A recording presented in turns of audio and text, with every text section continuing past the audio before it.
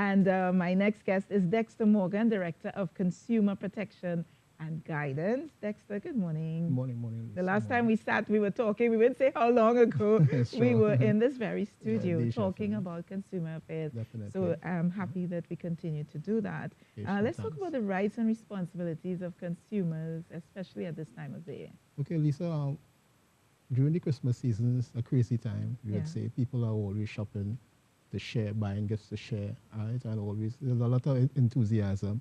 So we at the Consumer Affairs Division are here to advise consumers that they have rights, and they have responsibilities, and they should also always exercise those rights. Some of those rights are simply the right to shop around, compare prices. You have the right to redress if you buy a product and that product is defective. You go back to the supplier.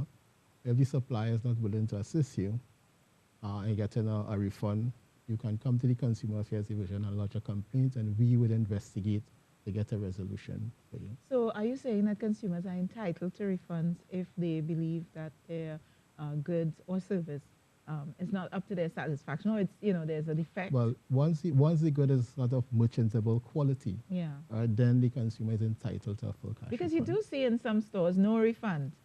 Yeah, and that is illegal.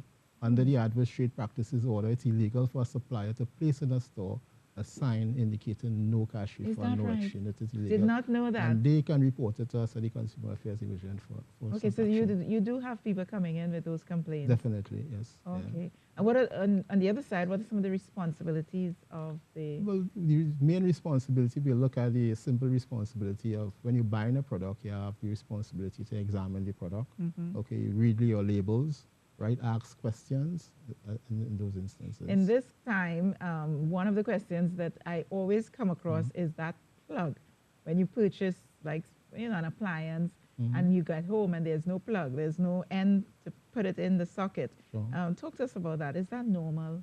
Well, it's normal because based on different markets, you find that the manufacturers who may be abroad, they will be producing their product for different markets. So in that instance, the voltage system may be different in one region as opposed to the other region. Makes so sense. that is a normal so it's situation. just to encourage consumers to check and right, ensure that you get it. Yeah, because we are asking that in some instances where you have mini appliances, if you can let them plug it in and test it before you leave the store.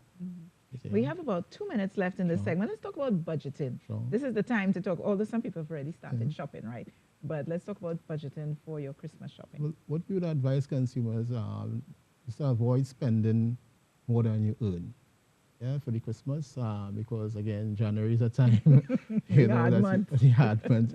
Try to avoid spending more than you earn. Again, when you go shopping, you make a shopping list and try and stick to it. Yeah? And buy what you need and not really what you want. Yeah.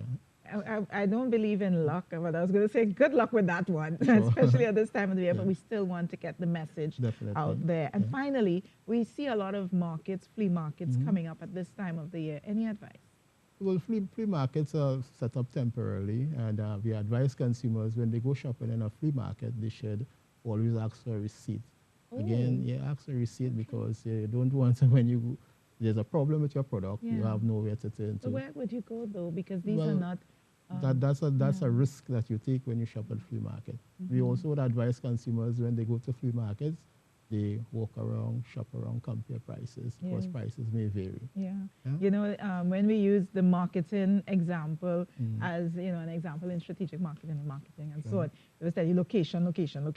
One of the location things in a market is that the person closes the entrance, it's always the most expensive.